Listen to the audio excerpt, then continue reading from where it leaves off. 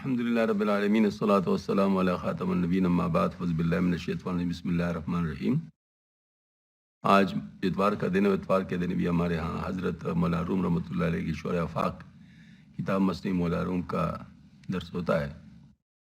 دفتر پنجم کے صدوم کے عقائد نمبر 139 سے بات شروع کی جا رہی ہے۔ درک وجدانی چون اختیار و استرار و خشم و استبار و سیر و نہار بجائے سے زرد از سرخ بداند و فرق کند و خرد از بزرگ و تلخ از شیرین و مشک از سرگین و درشت از نرم و گرم از سرد و سوزاں از شیر گرم و تر از خشک و مس دیوار از مس درخت۔ پس منکر وجدان منکر حس بود، زیادہ کی وجدان از حس ظاہر ترست، زیرا حس را تواں بستن و منع کردن از احساس و بستن را مدخل وجدانیات را ممکن نیست والعاقل تکفی الاشارہ۔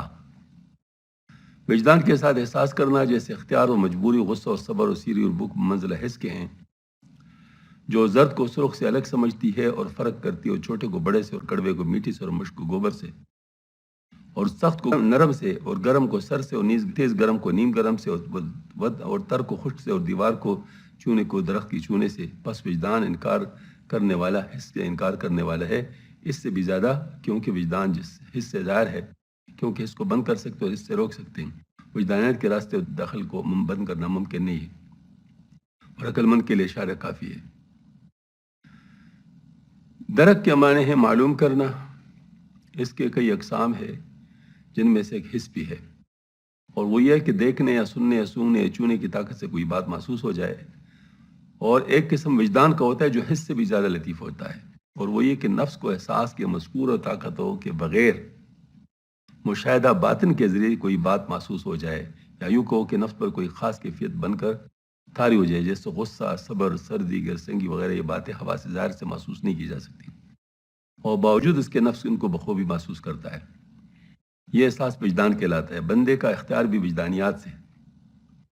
جبریہ فرقہ جو اختیار کا انکار کرتے ہیں تو گویا وجدان کا منکر ہے، اور وجدان کا منکر حس کے منکر کے برابر ہے، یعنی اس کے دو مثال، جیسے آنکھیں کھول کر سب کچھ دیکھ اور کہے بصارت کوئی چیز نہیں، کانوں سے سب کچھ سن اور کہے سماعت کوئی چیز وجود ہی نہیں، بلکہ وجدان کا منکر حس کے منکر سے بھی زیادہ حمق ہے، کیونکہ بصارت و سماعت وغیرہ حواس تو کبھی نہ کبھی آلات حواس کو بند کرنے سے مسدود یا ان کے بیکار ہونے سے باطل ہو سکتے ہیں، مگر وجدان کبھی معطل نہیں ہوتا۔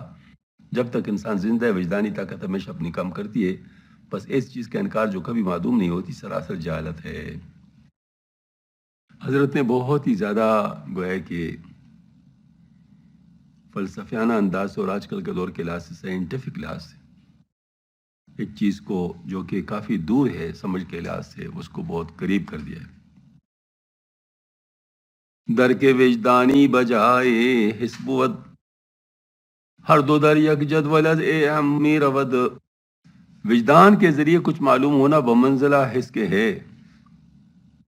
اے بزرگ، حس اور وجدان دونوں ایک نہر میں رواں ہیں۔ نغزمی آیت برد برد کن یا مکن امر نہی ماجرا یا در حسن سخن۔ اسی اختیار کی بنا پر کرو یا نہ کرو کا حکم اور نہیں اور گفتگو میں تکرار مناسب معلوم ہوتا ہے۔ یعنی اختیار کی بات اگر ختم ہو تو امر نہیں ختم۔ ظاہر اگر اختیار نہیں ہے تو پھر امر نہیں کی بات ہی نہیں ہے، پھر تو اس کی کوئی وجود ہی نہیں ہو سکتا۔ ای کے فردا ای کنم یا آ کنم ای دلیل اختیار است اے سنم۔ یہ بات کہنا کہ میں کل کو یہ کروں گا یا وہ کروں گا، اے محبوب، یہ اختیار کی دلیل ہے۔ وہاں پشیمانی کی خردی ازبدی ز اختیار خویش گشتی محتدی، اور وہ پشیمانی محسوس کر کے جو تم کو کسی بری بات کے ارتکاب سے پیش آتی ہے، اپنے اختیار سے آگاہ ہونا ہوتا ہے۔ کیا خوب بات ہے، وجدان والی بات ہے نا۔ پشیمانی جو ہے کیوں ہے اگر آپ کو اختیار نہیں ہے؟ اگر آپ کو اختیار نہیں ہے تو پشیمانی کا سوال ہی نہیں پیدا ہو سکتا۔ ایک انسان امتحان میں فیل ہو جاتا ہے، وہ خفا ہوتا ہے۔ کیوں خفا ہے اگر اختیار نہ ہو؟ آئیے، تو یہ مطلب یہ ہے کہ پشیمانی جو ہے یہ بذات خود اختیار کی دلیل ہے، جملہ قرآن امر نحوی استعید امر کردن سنگ مرمر را کی دید. تمام قرآن حکم اور نہیں اور عذاب کی دھمکی پر مشتمل ہے. جو بندے کو اختیار حاصل ہونے کی دلیل ہے. سنگ مرمر کو اختیار حاصل نہیں تو اس کو حکم دیتے بھی کس نے دیکھا ہے؟ یعنی بندے کو حکم اور نہیں کی جاتی ہے، سنگ مرمر وغیرہ جمادات کو نہیں کیا جاتا، جو اس کی ایک روشن دلیل ہے کہ بندہ با اختیار ہے اور جمادات بے اختیار ہیں. ہیچ دانا ہیچ عاقل ای کند باکلو ہو سنگ و خشموں کی کند. بلا کوئی دانا اور عقل مند یہ فضول حرکت کرتا ہے کہ ڈھیل اور پتہ پر ناراضگی اور خفگی کا اظہار کرے. قرآن پاک میں لا یکلف اللہ نفسا الا وسعها. یہ وسعہ کا کیا مطلب کیا ہے؟ ظاہر ہے اس کا اختیار ہے، وہ کر سکتے ہیں، تبھی تو اس کے بارے میں فرمایا گیا یہ نہ گفتم کی چنی کنیا چنا چون گردی دے مواتو آجزاں. کیا میں نے تم کو نہیں کہا تھا کہ اس طرح کرو یا اس طرح؟ اے بے جانو اور بیکارو تم نے کیوں نہیں مانا؟ عقل کے حکم کند پرچوب سنگ برچوب سنگ مرد جنگی چوں زند بر نقش جنگ. عقل لکڑی اور پتھر پر کب حکم کرتی ہے؟ جنگجو آدمی تصویر پر حملہ آور کب ہوتا ہے؟ کہ غلام بست دست اشکست پا نیز برگیرت بیاسوئی افداسوئی وغا. اور یہ کب کہتا ہے کہ تصویر غلام جس کی ہاتھ بیکار اور پاؤں ناکار ہے، نیزہ پکڑ اور جنگ کی طرف آ. یعنی ظاہر ہے کہ تصویر کا نقش بحث اور قط اور ذی اختیار ہوتا ہے، اس لیے غیر مکلف ہے. اس طرح اگر انسان بھی غیر ذی اختیار ہوتا تو اعمال پر مکلف نہ ہوتا. پھر اس کو طاعت و عبادات بجا لینے اور محرمات کے معاصی سے بچنے کا حکم ایسے دینا ایسی ہوتا جیسے نقش تصویر کو ہتھیار لگانے اور جنگ کرنے کا حکم دیا جائے. جب یہ فعل سراسر لغو بیہودہ نظر ہے تو حق تعالیٰ کے بارے میں یہ عقیدہ کرنا کہ اس نے ایک بغیر ذی اختیار مخلوق کو طاعت و عبادت وغیرہ کا حکم دیا ہے، معاذ اللہ اس کے ساتھ لغو کام کرنا منسوب کرنا ہے. تعالی اللہ تعالیٰ من ذالک علوا کبیرہ. چنانچہ فرماتے ہیں خالق کو اخترو گردو کند امر نہیں جائلانا چو کند. جو حق تعالیٰ شانوں کی ایسی حکمت بالغہ سے موصوف ہے کہ وہ ستارے و اسمان جیسے عالیشان مخلوق پیدا کرنے والا ہے، وہ ایسے جاہلانہ امر نہیں کیوں کرنے لگا تھا؟ غیر ذی اختیار مخلوق کو اس سے خطاب ہو جاتا. احتمال عجز برحق را ندی جاہلوگی چو صفیحش خواندی. اگر تیرا یہ خیال ہے تو حق تعالیٰ پر حکمت و تعبیر عاجز آ جانے کا احتمال کیا اور معاذ اللہ اس کو جاہل و پراگند و مغز و صفی کہا. توبہ توبہ، کسی مسلمان سے ایسی گستاخی متوقع نہیں. یہ سے نمرود و فرعون جس سرکش کو فارغ کر سکتے ہیں. عجز نبوت در قدر در خود چود جاہلی از عاجزی بدتر بود. فرقہ قدریہ کے عقیدے میں تعالیٰ کی عاجزی لازم نہیں آتی، اور آتی ہو تو جاہلی عاجزی سے بدتر ہے جو جبری عقیدے میں لازم آتی ہے. سبحان اللہ، دونوں کو چھیڑ رہے ہیں. جبری قدریہ دونوں کو چھیڑ رہے ہیں. جبریہ کا تو پوسٹ مارٹم ہو گیا، آپ شاید قدریہ کا کرنا چاہتے ہیں. قدریہ فرقے کے لوگ سمجھتے ہیں کہ خالق خیر حق تعالیٰ اور خالق شر نفس و شیطان ہے.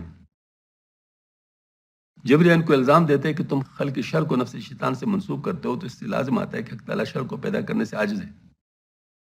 وہ جواباً کہتے ہیں کہ اس حق تعالیٰ کا عجز لازم نہیں، کیونکہ نفس شیطان بھی اللہ کی مخلوق ہے، تو ان کی پیدا کی ہوئی چیز بھی فی الحقیقت خدائی کی مخلوق کی ہوئی. پھر وہ جبریہ کو الزاماً کہتے ہیں اگر بالفرض ہمارے عقیدے میں حق کا عزم لازم آئے بھی تو وہ حق کے جیل سے بدتر نہیں ہے جو تمہارے مذہب میں لاتے ہیں. تم کہتے ہو کہ بندہ غیر ذی اختیار ہے، پس حق تعالیٰ کسی غیر ذی اختیار مخلوق کو ایسے مرنے کا خطاب کرنے اس کی تعمیل کوئی ذی اختیار ہی کر سکتا ہے، صاف جہل ہے. آگے جبر کی تردید میں ایک مثال پیش فرماتے ہیں. ترکمی گوید قدک را اسکرم بے سگو بے دلق آسوئی درم. ترک اپنے مہمان کو مہربان کہتے ہیں کہ کسی کتے کو ساتھ لے اور گڑڑ پہنے بدن میرے دروازے کی طرف آنا. پس پلاسو اندراہی با ادب تاسگم بندد زتو دنداؤں لب. اور فلاں دروازے سے شریفانہ انداز میں داخل تھا کہ میرا کتا تم سے اپنے دانت اور لب بند رکھے اور حملہ آور ہو کر گزن نہ پہنچائے. ترک سارا نشین قوم ہے اور اپنے مال کی حفاظت کے لیے بڑے بڑے خونخوار کتے پالتے ہیں، اور کتے کا قاعدہ ہے کہ غیر کتے کو یا کسی گریڑی پوش کو یا انڈی وینڈی رفتار والے کو دیکھ کر حملہ کرتے ہیں. اس لیے ترک اپنے مہمان کو کہتے ہیں میاں کوئی کتا ساتھ نہ لانا، کسی قسم کا فقیران لباس پہن کر نہ آنا، اور چار ڈال میں کوئی انوکھا انداز اختیار نہ کرنا ورنہ ہمارے کتے بگڑ جائیں گے. اس طرح تعالیٰ طالبان قرب کو فرماتا ہے کہ طبع نفسانی کے کتے کو امرانہ رکھو. طبع نفسانی کے کتے کو یہ نفس کو سیدھا کرو. طبع نفسانی کے کتے کو امرانہ رکھو. منہیات و معاصی کا لباس نہ پہنو، ان تقوی کا لباس پہنو. اور رفتار عمل کو غیر مستقیم نہ ہونے دو، سیدھے راستے پہ جاؤ، پھر شیطان تم پر مسلط نہ ہو سکے گا۔ اس سے ظاہر ہے کہ اگر بندہ مختار نہ ہوتا تو اللہ تعالیٰ کی طرف سے فرمائش کیوں ہوتی، بلکہ بندے کو اختیار حاصل ہے کہ ہوائے احکام کی تعمیل کر کے شیطان کی گرفت سے بچ جائے یا ان کی خلاف ورزی کر کے شیطان کی قابو میں آ جائے۔ اور شیطان کو اختیار حاصل ہے کہ جس بندے کو ان احکامات کی خلاف ورزی کرتے دیکھے ان کو اپنی گرفت میں لے لے۔ بس بندے پر نہ حق کی طرف سے جبر ہے نہ شیطان کی طرف سے، اور نہ شیطان پر جبر ہے، مگر بہت سے بندے اور احکام الہی و خداوندی اور احکام کی خلاف ورزی کر کے شیطان کے پندے میں پھنس جاتے ہیں، جو ان کے باختیار ہونے کی روشن دلیل ہے۔ چنانچہ فرماتے ہیں تو بعکس آکنی بردر روی لا جرم، از زخم سگ خستہ شوی، مگر تم اس کے برعکس عمل کرتے ہو، دروازے پر اس طرح چلے جاتے ہو، اس لیے کتے کے زخم سے مجروح ہو جاتے ہو۔ آگے مولانا بمناسبت مقام ہدایت فرماتے ہیں آچنا روکی غلام رفتہ اند تاس گش گردت حلیم و محرمند، بس تم اس درگاہ پر اس طرح جاؤ جس طرح کہ دوسرے محتاط بندے جاتا ہے کہ اس کا کتا شیطان تمہارے لیے حلیم و بالحاظ بن جائے۔ اللہ اکبر۔ تو سگے یا خود بری، تو سگے با خود بری یا رو بہے، سگ بشو رو ازبنی ہر خر گہے، مگر تم اپنے ساتھ کتے لومڑی لیے جاتے ہو جس کو دیکھ کر ہر قیامت کے گوشت سے کوئی نہ کوئی کتا بھونکنے لگتا ہے۔ آگے پھر اس بات اختیار کے مطابق فرماتے ہیں غیر حق را اگر نہ باشد اختیار، خشم چوم عادت بر جرمدار، اگر حق تعالیٰ کے سوا کسی کو اور کو فعل کا اختیار نہ ہو تو اس سے لازم آتا ہے کہ مجرم اور ارتکاب مجرم بھی اپنے اختیار سے نہیں کرتا، پھر تم کو مجرم پر کیوں غصہ آتا ہے؟ چوں ہمیں خائی تو دندہ برعدو، چوں ہمیں بینی گناہ وہ جرم زو، جب تم دشمن سے گناہ جرم سرزا ہوتا دیکھ تو اس پر دانت کیوں پیستے ہو؟ گرز سقف خانہ چوبے بش کند برتو افتد، سخت مجروحت کند، اگر گھر کی چھت سے ایک لکڑی ٹوٹ کر تم پر گرے اور تم کو زخمی کر دے، ہیچ خشم عادت برچوب سقف، ہیچ اندر کینے او باشی تو وقف، تو کیا تمہیں چھت کی لکڑی پر غصہ آئے گا؟ کیا بھلا اس کی دشمنی پر تم وقف رہو گے؟ کہ چرا برمنزد اس دستم شکست، یا چرا برمن فتاد و کرد پست، کہ میرے کیوں لی میرا ہاتھ توڑ ڈالا یا کیوں مجھ پر گرا اور مجھے گرا دیا۔ او عدو یہ جاؤں خصم تن بدست، قاصدن در بند خونی من بدس، وہ نالیک لکڑی پہلے سے میری جان کی دشمن اور میرے بدن کی بیرن تھی، اس لیے قصدن میرے خون کا ارادہ کیا۔ کود کانے خوردرا چوں میزنی، چوں بزرگاں را منزہ میں کنی، جب تم بڑے لوگ کو حصول اختیار سے مبرہ سمجھتے ہو تو چھوٹے بچوں کو شرارتوں پر سزا کیوں دیتے ہو؟ ان کو بھی بے اختیار سمجھ کر معاف کیا کرو۔ بالکل رگوں میں اندر گھسے جا رہے ہیں۔ آ کے دزدو مالک تو گوئی بگیر، دست و پالی شراب بر سازش اسیر، جو شخص تمہارا مال چرائے تو بولے کہ تو پولیس کے سپاہی سے کہتے ہو کہ اس کو پکڑ لو، اس کے ہاتھ پاؤں شرعی فیصلے کے مطابق کاٹ ڈالو، اس کو قید کرو، بس تم چور کو بے اختیار سمجھ کر معاف کیوں نہیں کر دیتے؟ وہ وہی طریقہ ہے جو اکثر میں عرض کرتا رہتا ہوں کہ دنیا کے معاملے میں ہمارا قانون الگ ہے اور آخرت کے معاملے میں ہمارا الگ ہوتا ہے۔ وہاں ہم اپنے آپ کو بے اختیار سمجھتے ہیں، یہاں با اختیار سمجھتے ہیں، الٹی بات ہے، دونوں جگہ ایک ہی بات کرو۔ وہاں کی کستے عورتیں تو میں کند، صد ہزارہ خشم استو سر زند، اور جو شخص تمہاری عورت پر دستداری کرے تو اس کے خلاف لاکھ غصے تم سے ظاہر ہوتے، کیوں جی بے اختیار پر غصہ کیسا؟ وربیاد سیلو رکھتے تو برد، ہیچ باسیل بہچ باسیل آورد کینے خورد، اگر سیلاب آئے ہو تمہارے سباب آئے تو کیا عقل سیلاب سے ناراض ہوگی؟ ہرگز نہیں۔ پھر تمہارے نزدیک چور اور دست اندازی کرنے والے بھی تو سیلاب کی طرح بے اختیار ہے، ان پر کیوں خفا ہوتے ہو؟ گربایاد بادو دستار دربود کے ترا باد دل خشم نمود، اگر ہوا تمہاری پگڑی کو اڑا لے جائے تو تمہارا دل ہوا پر کب ناراض ہوتا ہے؟ اس طرح چور بھی تمہارے نزدیک بے اختیار ہے، اس پر کیوں ناراض ہوتے ہو؟ خشم در تو شد بیان اختیار، تانگوئی جبریانہ اعتذار، چور وغیرہ مجرموں کے خلاف تمہارے اندر غصہ پیدا ہونا ان مجرموں کے اختیار کی دلیل ہے تاکہ تم جبری لوگوں کی طرف بہانے نہ کرو۔ گرشتر با اشترے رامی زند، آشتر کسدے زنندہ میں کند، اگر ساربان ایک اونٹ کو لاٹھی سے مارتا ہے تو اونٹ مارنے والے کا کس کرتا ہے۔ خشم اشتر نیست با آچوبی او، پس مختاری شتر بردست بو، اونٹ کو اس لاٹھی پر غصہ نہیں آتا، بس اونٹ بھی مختاری کی راز کو سمجھ گیا، یعنی اگرچہ وہ لاٹھی کے ضرب کو محسوس کرتا ہے مگر اس کو بے اختیار سمجھ کر لاٹھی والے پر حملہ کرتا ہے کہ فاعل مختار وہ ہے۔ ہم چنی گر برسگے سنگے زنی، بر تو آر درود گردن منسنی، اس طرح اگر تم کسی کتے پر پتہ تمہارے طرف رخ کر کے لوٹ پڑے گا. سنگرا گر گیرد از خشمتو است چوں تو دوری وہ ندارد بر تو دست. اگر وہ پتھر کو منہ میں پکڑتا ہے تو یہ بھی تم پر غصہ ظاہر کرنے کی وجہ سے جبکہ تم دور ہو اور تم پر قابو نہیں پا سکتا. عقل حیوانی چو دانست اختیار ای مگو، اے عقل انسان شرمدار. جب حیوان کی عقل بھی اختیار کو سمجھتے ہیں انسان کی عقل، تو اس جبر کی قائل نہ ہو، شرم کر. روشن استی لیک استم ای سہور آخرن چشم بربندد زدور. یہ بات روشن ہے لیکن سحری کے تمس سے اور سحری کانے والا صبح کی روشنی سے آنکھیں بند کر لیتا ہے. مطلب یہ ہے کہ اب چونکہ کانا چاہتا ہے تو کہتے ہیں ابھی سحری ابھی روشنی نہیں ہوئی. چونکہ کلی میل آنان خوردنیست رو بتاری کی کند کے روز نیست. چونکہ اس کی پوری خواہش روٹی کھانے کی، اس لیے وہ تاریکی کی طرف منہ کر لیتا ہے اور اپنے دل کو تسلی دیتا ہے کہ دن نہیں چڑھا. یہ گاؤں وغیرہ میں بڑے عجیب تماشے ہوتے روزے میں. تو ہمارے ادھر کا قاسم میں ایک مسجد سے اذان ہو رہی تھی، تو ہمارے کوئی رشتہ دار تھے تو ان کے سامنے پراٹھے بنے ہوئے پڑے تھے لیکن اذان ہو گئی. تو وہ اذان کے ساتھ کہا رہے تھے کیونکہ وہ کہتے ہیں کہ مطلب جب تک اذان ہو رہا ہے تو ہم سارے اس وقت تک تو کہتے. تو ایک ان کو مؤذن کو چیخ رہا تھا آہستہ آہستہ اذان دو، آہستہ آہستہ اذان. یعنی وہ سمجھتے ہیں کہ اذان کو آہستہ دے گا تو ٹائم رک جائے گا. یہ سب اپنے آپ کو تسلی دینے ہیں، اصل بات تو یہ نہیں ہے. وقت تو اس وقت داخل ہو چکا ہوتا ہے جب اذان دیا جا رہا ہوتا ہے. ہاں جی. جس طرح حریص طعام سحری کھاتے وقت دن چڑھے اور روزہ فاصل ہونے کی پرواہ نہیں کرتا اور صبح کی روشنی مدار ہونے کے باوجود کوٹڑی کے اندھیرے کو رات کی تاریکی قرار دے کر کھاتا پیتا رہتا ہے، اس طرح جبری بھی اختیار اعمال کے اظہر من الشمس ہونے کے باوجود اپنے آپ کو اعمال کی ذمہ داری سے بخدوش رکھنے کی تمام میں یہی رٹھان کے جاتا ہے کہ بندہ عدیم الاختیار ہے. حرص جو خورشید را پنہاں کند چیا جب گر پشت بر برہاں کند. پھر جب سورج جیسے درخشاں چیز کو نظر سے اجل کر سکتی تو کیا تعجب ہے کہ دلیل کی طرف بھی پشت کر لیں جو سورج کے برابر روشن تو نہیں ہوگی. یہ مثل بشنو مشو منکر بداں اختیار خواہش را در امتحان. یہ مثال سے اس کے باوجود امتحان کے وقت اپنے اختیار سے انکار نہ کرو. حضرت کی بات ہے بس.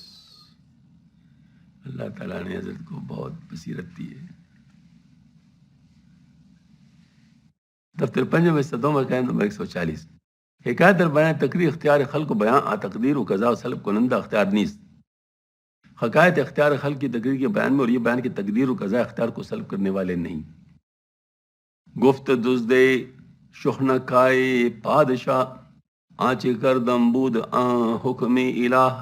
ایک چور نے کوتوال کے سامنے بطور عذر کا حضور جو جرم کا ارتکاب کیا وہ خدا کا حکم تھا. گفت شہنا آنچ من ہم می کو نم حکم حق است اے دو چشمی روشنم. کوتوال نے کہا میں بھی جو کچھ سلوک تیرے ساتھ کر رہا ہوں پیارے وہ بھی حق تعالیٰ کا ہی حکم ہے. نہایت پیاری چیز ہے اس لیے بطور استعارہ پیارے دوست کو اس لفظ سے ندا کی جاتی ہے. کوتوال نے یہ خطاب تنظن کیا ہے. از دکانے گر کسے تربے برد کائز حکمی از دست آیا باخرد. یہ آخر اگر کوئی چور کسی دکان سے مولی چرا لے جائے اور عذر کرے کہ فعل خدا کے حکم سے سرزد ہوا ہے برسرش کو بھی دسہ مشت اے کراہ حکم حق استیں کہ اینجا بازنہ. تو اس کے سر پر 2-3 گن سے رسید کرو، کہو کہ بدماشی بھی ایک طرح کا حکم ہے تجھ سے سلوک کیا جائے تاکہ تو اس مولی کو اس جگہ واپس رکھ دی. دریا کے ترہ چو ای عذر فضول عذر اے فضول میں نے یاد نزد بقال قبول. اے فضول آدمی جب ایک ترکاری کے بارے میں عذر دکاندار کے نزدیک قابل قبول نہیں ہے. چو بدین عذر اعتماد میں کنی گرد مارو اجدہا بر میں کنی. جب تو اس لغو محول عذر پر بھروسہ کرتے ہو تو سام اجدہ کی گرد پھر رہا ہے، عذر پر بھروسہ کر کے دین و دنیا میں اپنے خسارے کا سامان کر رہا ہے. زی چونی عذر اے سلیمینا سبیل خون مالو زن ہما کردی سبیل. اے بیوقوف غیر شریف اس قسم کے عذر سے تو نے دشمنوں کے لیے اپنا خون و مال اور عورت سب کچھ مباح کر دیا. ہر کسے پسو تو برکند عذر آرد خیش را مستر کند. پھر جو جس تیری موچ نوچ لے گا ساتھ ہی اپنے غیر ارادی اختیار ہونے کا عذر کرے گا اور اپنے آپ کو اس پہل پر مجبور کرا دے کر بے گناہ ٹھہر جائے گا. یعنی اے جبری جب تیرا عقیدہ ہے کہ بندہ جو کچھ کرتا ہے بحکم خدا کرتا ہے، خود بندے کو کچھ بھی اختیار حاصل نہیں، اس عقیدے سے خود اپنے لیے کانٹے بو رہا ہے. پھر کوئی شخص تیرا مال چرا کے لے جائے، کوئی تیرے عورت بھگا کے لے جانے کی کوشش کرے گا، کوئی تیرا جان لینے کا قصد کرے گا، وہ تمام مجرم خود تمہارے عقیدے کی پناہ میں اپنے آپ کو سزا سے محفوظ رکھ سکیں اور کہیں گے کہ ہم نے خود یہ افعال نہیں کیے بلکہ خدا نے کرائے۔ پھر تو عدالت میں ان پر کوئی دعویٰ بھی نہیں کرے، غرض تیرا یہ کہنا کہ بندہ جو کچھ کرتا ہے بحکم خدا کرتا ہے، تو خود تیرے لیے یہ مضر ہے۔ حکم حق گر عذر میں شاید ترا، پس بیا موضوع بدہ فتویٰ میرا، اگر حکم حق تیرے لیے ارتکاب معاصی میں عذر بن سکتا ہے تو مجھے بھی یہ عذر سکھا دے اور میرے لیے فتویٰ دے کہ میں بھی معاصی کا ارتکاب کر سکتا ہوں۔ کہ میرا صد آرزو شہوت است دست من بستاز بے موہ بدست، کیونکہ میں بھی سینکڑوں آرزویں خواہشیں رکھتا ہوں، ان کو پورا کرنے سے خدا کا خوف وہ ڈر میرے ہاتھ کو روک ہوئے۔ جو تیرا فتویٰ ہو جائے گا، جو کچھ بھی کروں گا بحکم خدا ہوگا، تو مجھے کوئی خوف نہیں رہے گا۔ پس کرم کن عذر را تعلیم دہ، برکشا از دست پائی من گرہ، پس مہربانی کر کے مجھے عذر سکھا دے اور میرے ہاتھ پاؤں سے قید اٹھا لے۔ اختیار کر دے تو پیشئی کا اختیار دارم ہو اندیشئی، ایک اور دلی سنو، تم نے ایک خاص پیشہ اختیار کر رکھا ہے اور تم بخوبی جانتے ہو کہ میں اپنے لیے ہر پیشہ انتخاب کرنے کا اختیار رکھتا ہوں، اتنی سمجھ بھی رکھتا ہوں کہ کون سا پیشہ میرے لیے مناسب رہے گا۔ ورنچو بگزیدہ آ پیش را از بیان پیشہ با ایکد خدا، اور اگر تم نے اپنے اختیار کا یقین نہیں تو اے صاحب تم نے اپنے پیشے کو تمام مختلف پیشے میں سے کیوں کر انتخاب کر لیا؟ چونکہ آیت نوبت نفس و ہوا بیست مردہ اختیار آیت ترا، یہ عجیب تماشا کہ جب نفس اور خواہش نفس کی باری آتی ہے تو تم کو اس خواہش کو پورا کرنے کے لیے 20 مردوں کے برابر اختیار حاصل ہو جاتا ہے۔ وہی والی بات ہے۔ چون برد یک حب از تو یار سود، اختیار جنگ در جانت کشود، اور جب کوئی حریف تم سے تمہاری مرضی کے خلاف ایک حبہ فائدہ اٹھا لے تو تمہاری جان میں اختیار جنگ کا سلسلہ پھیل جاتا ہے۔ چونکہ آیت نوبت شکری نام اختیارت نیست و سنگے تو کم، بخلاف اس کے جب خدا نعمتوں کے شکریہ کے لیے تعت وہ بات بجانے کی نوبت آئے تو پھر تم کو اس کے بجانے کے اختیار حاصل نہیں، اور تم ایک پتھر سے بھی کم مرتبہ رکھ لیتے ہو۔ دوز خطرہ عذر این باشد یقین کان دری سوزش مرا معذور بھی، خیر خاطر جمع اگر تم دنیا کے اندر ترک طاعات اور ارتکاب معانیات میں معذور ہو تو آخر میں تمہاری دوزخ کو بھی یقیناً یہ عذر ہوگا کہ سوزش میں مجھ کو معذور سمجھو۔ بس کس بدی حجت چو معذورت نداش، وس کفی جلاد این دورت نداش، چو بدی داور جہاں منظوم شد حال عالم یقین معلوم شد، جب کسی نے تم سے حجت سے معذور نہیں سمجھا اور ارتکاب قتل کی صورت میں حجت نے تم کو جلاد کے ہاتھ سے محفوظ نہیں رکھا، اور جب اس دنیاوی حاکم عادل کے قانون مجازات سے دنیا کا انتظام قائم ہے تو اگلے عالم کا حال بھی یقیناً معلوم ہو گیا ہوگا کہ وہاں بھی مجبوری و معذوری کا بہانے نہیں چلے گا اور عمل کی سزا و جزا ملے گی۔ سبحان اللہ، یا کریم، یا اللہ۔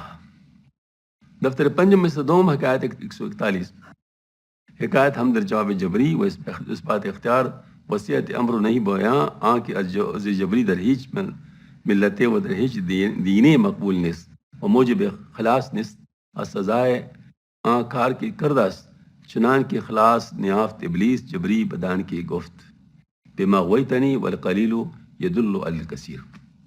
حکایت جبری ہی کے جواب میں اور اختیار کے ثبوت اور منہی کی صحت میں اس بات کا بیان کہ جبری کا عذر کسی مذہب اور کسی دین میں مقبول نہیں، اور اس کا کام کسی کی سزا سے خلاصی پانے کا موجب نہیں ہے جس کا عمر تک ہوا ہے، جیسے کہ ابلیس جبری اس قول سے جو اس نے کہا تھا خلاصی نہ پا سکا کہ الہی تو نے مجھ کو گمراہ کیا، اور قلیل زیادہ پر دلالت کرتا ہے۔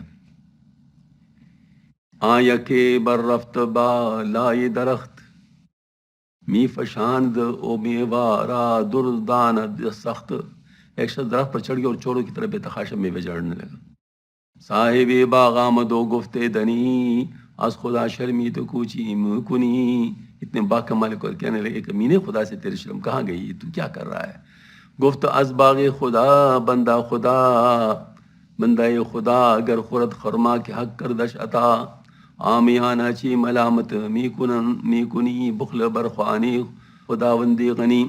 چور بولا اگر خدا کے بعد سے خدا کا بندہ کھجورے کھالے جو حق تعالیٰ نے اس کو عطا کی تو اس پر تم کیوں بازاری لوگ کی طرح برا بلا بکنے لگتے ہو؟ خداوند غنی کے خوان کرم پر یہ کنجوسی کی کیا معنی رکھتی ہے؟ گفت اے بک بیاد بیاور آرسن تاب گویم من جوابی بلحسن، مالک باغ نے اپنے غلام کو کہا کہ اے بک وہ رسی اٹھا لا تاکہ میں اس بلے مانس کی ابا کو اس کی منطق کا جواب دے دوں۔ پس ببستش سخت آندم بر درخت، میز دش بر پشت و پہلو چوب سخت، پھر اس وقت اس کو درخت پر کس کر باندھے، اس کی پیٹھ اور پہلو پر سخت لاٹیاں مارنے شروع کی۔ وہ جبری عقیدے کے پختے کی وجہ سے درخت پر جم کر بیٹھ رہا ہوگا اور بنا اپنے آپ کو رسی باندھنے والے کے پیش کر دیا ہوگا، پھر آخر میں آنکھ کی کلی اگر اس کے بجائے کوئی قدری ہوتا تو فعل فرار کا خالق بن کر درخت سے کود پڑتا اور یہ جا ہو جا۔ گفتہ آخر از خدا شرم بیدار، میں کشی ای بے گناہ را زار زار، جبری چور بولا میاں آخر خدا سے کچھ شرم کرو، اس بے گناہ کو کیوں بری طرح مار رہے ہو؟ گفت کس چوبی خدا ای بندہ اش، میزنت بر پشت دیگر بندہ خوش۔ مالک با نے کہا گھبراؤ نہ، خدا کی لکڑی سے خدا کا بندہ دوسرے بندے کی پیٹھ پر بخوبی ضرب لگا رہا ہے۔ ہاں مطلب یہ کہ تو خدا تعالیٰ ہی سب کچھ کر رہا ہے۔ چوبی حق و پشت و پہلو آنے او من غلام و آلت و فرمانی او، خدا کی لکڑی اور یہ پیٹھ و پہلو اس کے قبضے میں، میں تو اس کے اہلکار حکم کا تابع ہوں۔ گفت توبہ کردم از جبر اے جبر اے عیار، اختیار۔ جبری بولے مرد چالاک، میں نے جبر کے عقیدے سے توبہ کی، بے شک مجھے اختیار حاصل ہے۔ آگے مولانا فرماتے اختیارش ہست کرد، اختیارش چون سوار زیر گرد، تیرے اختیار کو اس قادر مطلق اختیار نے پیدا کیا ہے، اس کا کل اختیار گویا سوار ہے جو تیرے جزوی اختیار کی گرد کے نیچے مخفی ہے۔ سبحان اللہ، کیا بات کہاں سے پہنچائی۔ یہ جو تیرے اختیار ہے وہ قادر مطلق نے اپنے اختیار سے پیدا کیا ہے، یعنی ہمیں مختار بنایا ہے۔ اس وجہ سے جو بھی ہم اختیار سے کر رہے ہیں وہ اصل میں اس کی اسی اختیار کے بدولت ہے۔ تو یہاں پر ملا دیا دونوں، یہاں پر دونوں ملا دیے۔ بندہ ہر قسم کے اچھے برے افعال کرنے کا اختیار، مگر اس اختیار کا حصول اس کے اختیار میں نہیں، کیونکہ حق تعالیٰ کا حق ہے کہ بندے کو اختیار بخشے۔ بندہ حق تعالیٰ کے اختیار میں مطلق دخل نہیں رکھتا، چونکہ بندہ کا اختیار خدا کا عطا ہے، کہ لہٰذا جب بندہ باختیار خود کوئی کام کرے تو گویا اس کی جزوی اختیار کے پردے میں خدا تعالیٰ کا کلی اختیار کام کر رہا ہوتا ہے۔ اختیار ما کند امر شد بر اختیار مستند، اس کا اختیار ہمارے اختیار کو ایجاد کرتا ہے، اور اے معتبر آدمی ہمارے اسی اختیار کے بنا پر ہم اس کو بجاوری اعمال کا حکم ہوا ہے۔ یعنی یہاں سے دو باتیں ثابت ہوئی، ایک تو یہ کہ جو ہم کو جو طاعت کی بجائے لانے باز سے باز رہنے کا حکم ہوا، تو اس سے ظاہر ہے کہ ہم کو ان باتوں کا اختیار حاصل ہے، ورنہ ایسے حکام نہ آتے۔ دوسری بات ہے کہ اختیار خداوند تعالیٰ نے بخشا ہے، ہم کو اس خود حاصل نہیں۔ پہلی شک جبریہ کے خلاف ہے اور دوسرا قدرے کے خلاف۔ اسی بنا پر کہا کہ اہل سنت والجماعت کا مذہب جبری و قدرے کے بین بین ہے۔ چنانچہ امام جعفر صادق فرمائے، مروی ہے، لا جبر ولا قدر ولکن امر بین امرین، یہ نہ جبر صحیح ہے نہ قدر صحیح، بلکہ صحیح بات دونوں کے درمیان میں ہے۔ جیسے مطلب یہ ہے کہ الایمان بین الخوف والرجاء، ایمان خوف اور امید کے درمیان ہے۔ قدر باطل ہے، جبر باطل ہے، بین الامرین امر حاصل ہے۔ رفع اشتباہ، مولوی شبلی نعمانی صاحب سوانح مولانا روم رحمۃ اللہ میں لکھتے ہیں، مولانا کے زمانے میں جو عقیدہ تمام مسلم ممالک میں پہلا ہوا تھا وہ جبریہ تھا، کیونکہ اشاعرہ کا عقیدہ در حقیقت جبری کا دوسرا نام ہے۔ چنانچہ امام راضی نے تفسیر کبیر میں سینکڑوں جگہ صاف جبر کو ثابت کیا ہے۔ باوجود اس کے مولانا روم رحمۃ کا عام عقیدہ سے الگ روش اختیار کرنا اس کے کمال اجتہاد بلکہ قوت قدسیہ کا دلیل ہے۔ سبحان اللہ۔ اس بیان سے چار سنگین غلط فہمیاں پیدا ہوئی۔ نمبر 1، مولانا کے زمانے میں جمہور اہل سنت والجماعت کا عقیدہ کچھ اور تھا اور آج کل کچھ اور ہے، جس سے خود مذہب اہل سنت والجماعت کے عدم استقامت کا شبہ ہوتا ہے۔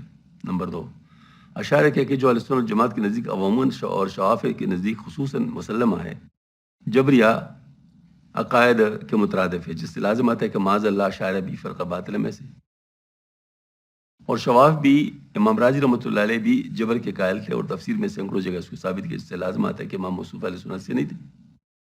نمبر 4، مولانا رحمۃ اللہ اس مسئلے میں اہل سنت والجماعت کے عام روش کے خلاف چلتے ہیں، اس سے مولانا رحمۃ کا مذہب بھی مختوش ہو جاتا ہے۔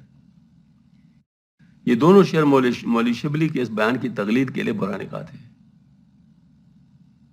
چنانچہ جب مولانا فرماتے اختیار ما کنت، یعنی خدا تعالیٰ کا اختیار ہمارے اختیار کو ایجاد کرتا ہے، یہ اہل سنت والجماعت کا مذہب ہے، لیکن جبریہ کا۔ جبریہ تو بندے کے اختیار مانتے ہی نہیں، اور یہی مذہب قرون اولیٰ سے لے کر آج تک اہل سنت والجماعت کے نزدیک مسلم چلا آتا ہے۔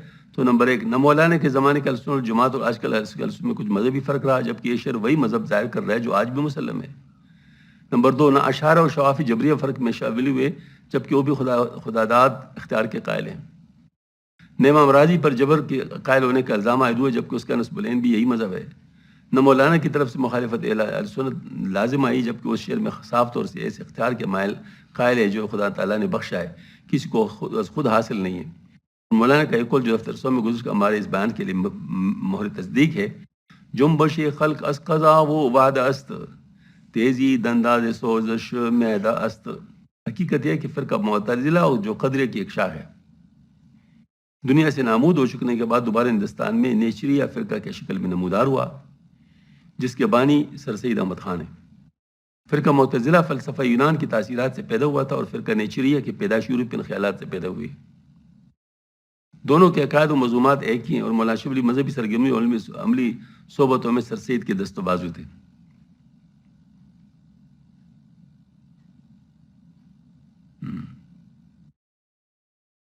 جس کا یہ نتیجہ ہوا تھا کہ مولانا شبلی کا مزاج معتزلہ یا قدریہ مذہب کے سانچے میں ڈھل گیا، اور اپنے اس ماحول کو آج کل کی دنیا اسلام قرار دے کر کہتے ہیں کہ مولانا کے زمانے میں جو عقیدہ تمام اسلامی ممالک میں پھیلا ہوا تھا وہ جبریہ تھا۔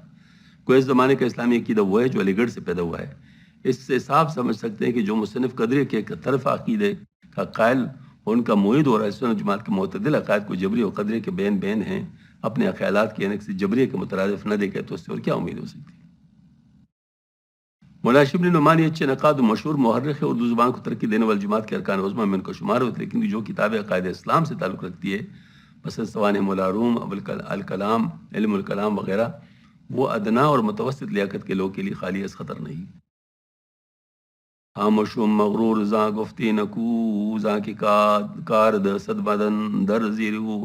اوپر کے شعر پر یہ سوال پیدا، اگر مخلوق کو اختیار حاصل ہے تو پھر اس پر تعالیٰ کا اختیار ہونے کی کیا معنی؟ کیونکہ جو شخص کسی کے زیر اختیار ہو وہ مجبور ہوتا ہے، مختار نہیں ہو سکتا۔ آگے اس کا جواب ارشاد فرماتے ہیں: حاکمی برصورت بے اختیار ہست ہر مخلوق را در اقتدار۔ بے اختیار صورت پر قادر ہونے میں ہر مخلوق کو حکومت حاصل ہے۔ بے اختیار صورت پر قادر ہونے میں ہر مخلوق کو حکومت حاصل ہے۔ تاکشد بے اختیار ایسی درا تا برد بگرفتہ گوش وزید برا۔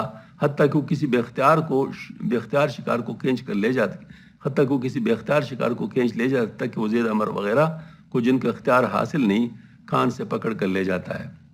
لیک بے ہے چالت سنے سمد اختیار اشرا کمندی او کند۔ لیکن خداوند بے نیاز کی قدرت بغیر کسی ذریعہ کی خود اس کے اختیار کو اس کے عمر بناتی ہے۔ میرے خیال میں آگے ذرا تفصیل ہے، تو تفصیل بعد میں کر لیں گے، کیونکہ آج انگلش کا بیان بھی ہے۔